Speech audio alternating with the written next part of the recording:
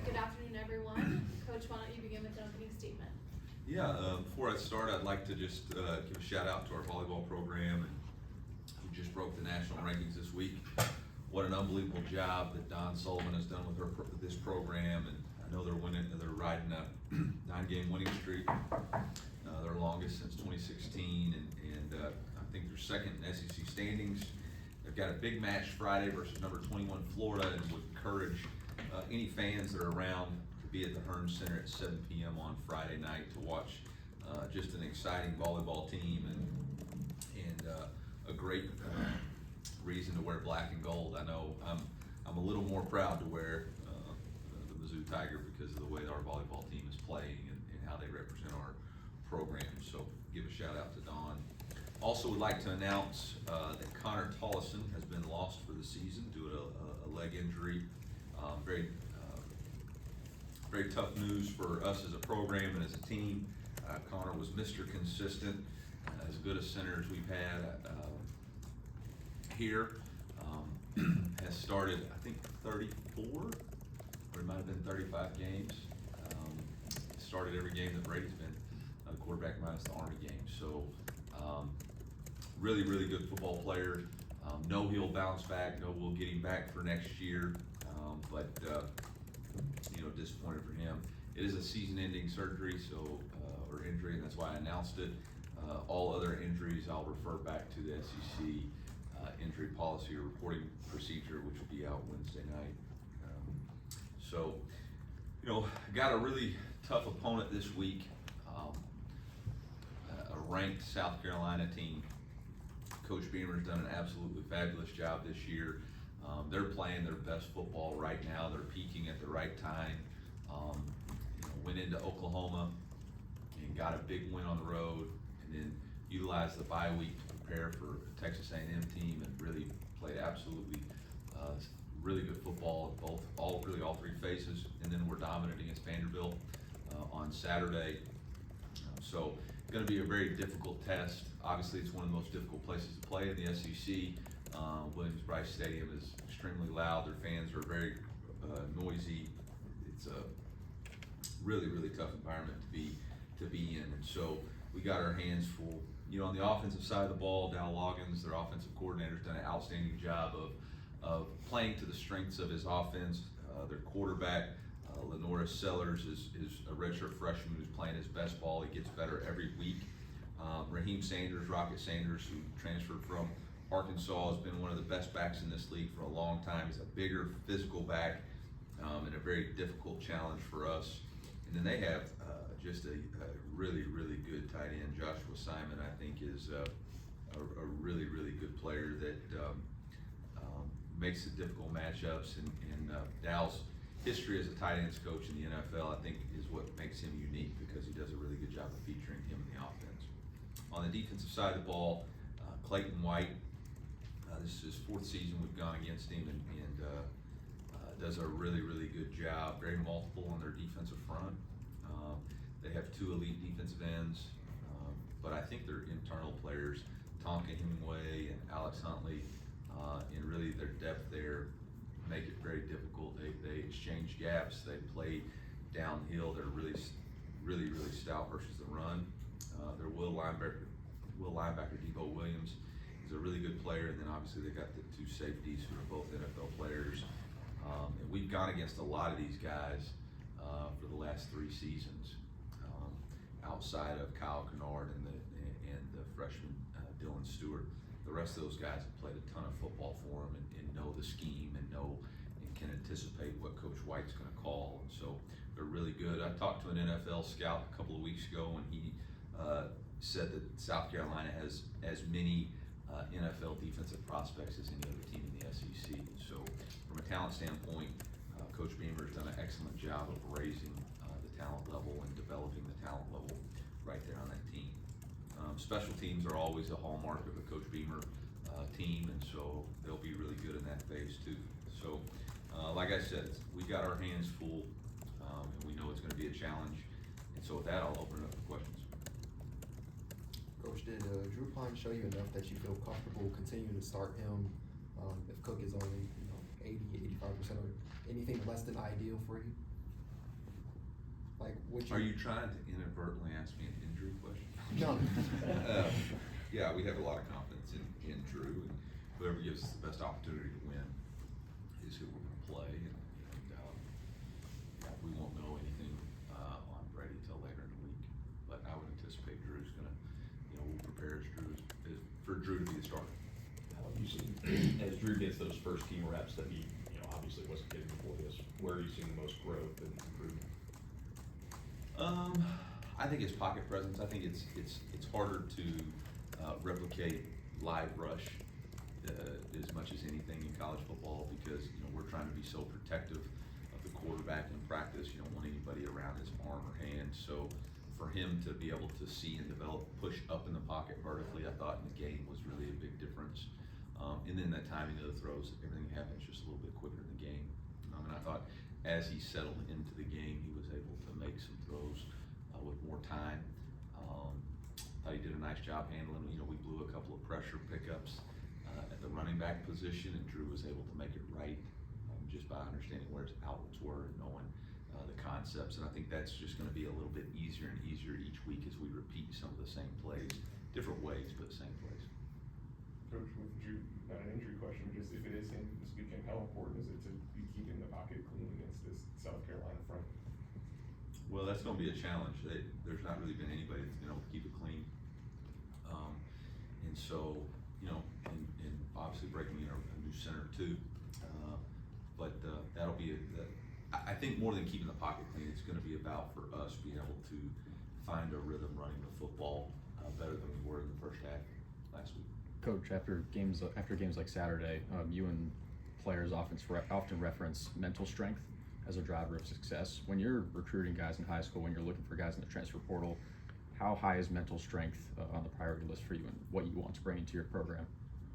Yeah, we do. We have some testing that we utilize to help us measure some of those things to try to figure out like where do we think these guys have,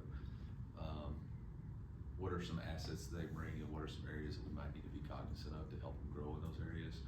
And so I think that's something that we try to utilize, and I think Coach Russell does an excellent job in our off-season program and in our weight program of talking and developing an elite edge. But it's absolutely critical to have somebody who's faced adversity and can be relentless in the face of adversity. Coach, you're going up against another mobile quarterback this week in Sellers. You guys have played a lot of mobile quarterbacks this year. What have you been able to learn from those games, and how do you plan on using that this week specifically? Yeah, I think that's a growing trend in college football. It's a little bit easier to get your offense going with a mobile quarterback. It doesn't require as much timing or chemistry with the wideouts, and so I think as the transfer portal, player requirement and acquisition becomes more and more a part of college football, I think you'll continue to see dual threat quarterbacks be the lean of coaches. It's a challenge because it's hard, to defend the box. Offenses or defenses have tried to cheat the box now with it used to be you'd play 8-man spacing or cover 2. Well, they tried to cheat it with the cover 4 scheme, but it really creates one-on-ones on the outside. South Carolina has some really elite wide receivers. I think Nick Harbor, 6'5", 235, but it's an elite 100-yard dash guy. So that really is a tough matchup problem. So now you gotta challenge yourself on what you're gonna do in the coverage scheme. Other teams in South Carolina does as good a job too, is utilizing RPOs. So when you go into 8-man spacing, they're gonna read the safeties. So it'll be a challenge to try to defend what they bring. The biggest thing is in the pass game, when you get to him, he's really hard to tackle because he's about 240 pounds, and so arm tackles are going to get it done. You have to have a hard shoulder tackle in order to get to the ground. Drake's been around the program a really long time. Looks like sit down corner for the past few seasons. What have you seen from him over the years? And what are some of the challenges that at the back end of his career stepping into this pretty big role? Well, I think he's been preparing for it. I think he's, the thing about Drake is he loves being a part of the football team. He's embraced his role. He's one of the best.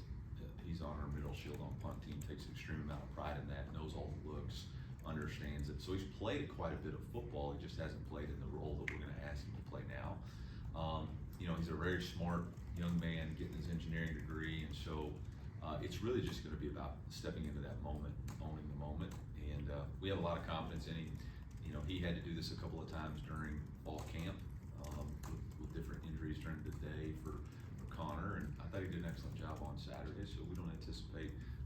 You know, he doesn't have to replace Connor. He's just got to be the best version of Drake that he can be. How does the rest of the offense adapt to, especially those two positions, quarterback and center, and having the uncertainty and different people there?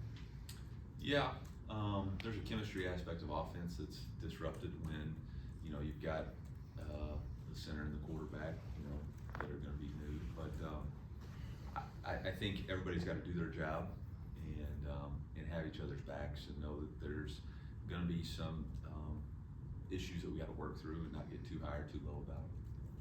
Eli, how do you evaluate the special teams performance for you guys against Oklahoma with the 4 penalties and the fake punt?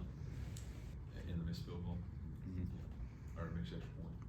Yeah, it wasn't good. Yeah, it wasn't good. We're not, I don't think anybody in this building, we call special teams a team responsibility.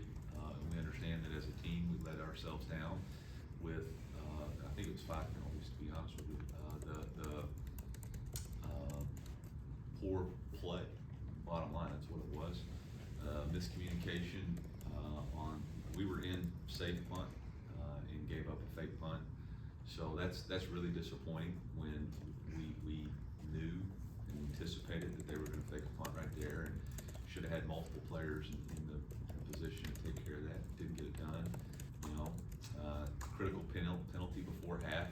You know, we're punting the ball from the 41-yard line, and they took the ball on possession on the -49, and they had a 13-yard return and then 15 yards added on because of a really just a critical error in that penalty right there.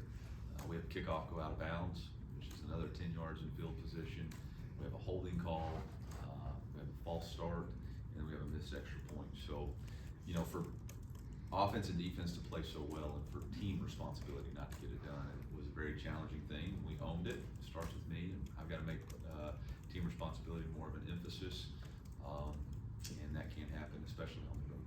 I know with that missed extra point, it didn't end up mattering ultimately, but It always matters, but go ahead. what was the thought process there to take the extra point instead of going for 2 in that moment? Into the game? Yes, the After one we scored on after Theo scored? right. Yes. Yeah, the amount of time left to go in the game and number of timeouts that the opposing team has. So, you know, you can go for 2, which you've got about a 41% chance to convert. But if you'll remember back to 2020, we played Arkansas. Arkansas scored, did that exact same thing, went for 2. We had the ball back with 37 seconds, 3 timeouts, went down and kicked a game-winning field goal. So you really don't want to go for 2 unless it's going to be what you consider the last play of the game, last opportunity to win. I felt like the way our defense was playing and as good as we were playing in the red zone, I think we had 3 touchdowns in the red area and 1 field goal, so we were 3 for 4. And they were 1 for 3 maybe at that point. I just felt like we had a better matchup, but primarily the issue was they had 2 timeouts and 30-something seconds left, so it didn't make sense for us to. And actually, they may have had more because the scoop and score was at 30 seconds, so they may have had. It was over 30, which is the marker that we use. Coach, with those one-score games you mentioned Saturday, the comment that Coach Keeler made, which is you guys have been successful in those situations the last couple of years. I know every game's different, but have you seen any sort of common denominator or common factor in what's working in one-score game situations? They've all been uniquely different. I mean, they've all had a little bit different flavor to it. So I think it's just all 3 phases of the game that need to work together to find ways to win and being dialed in what you're doing in those phases and not letting the moment be too big for you. As some of your younger running backs have developed, you get to this point in the year, you got 3-4 guys you can go to consistently. How much does that help the offense and guys being banged up, all that stuff? Yeah.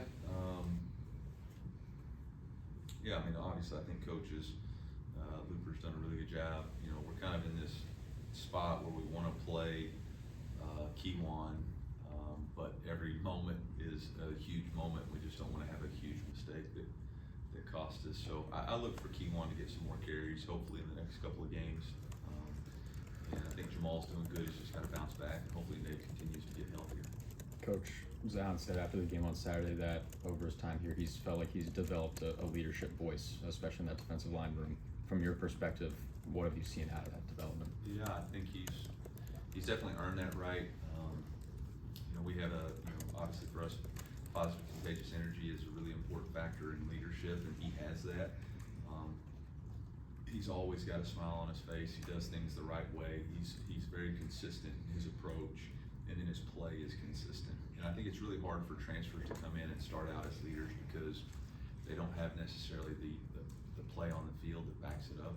And at the end of the day, a group of men are gonna listen and respect people, but they're really gonna listen and respect when your play on the field is elite, and he's got both of those right now. And then following up on that, Al Davis talked a few weeks ago with Tiger Talk about building the identity of trench mob on the defensive line.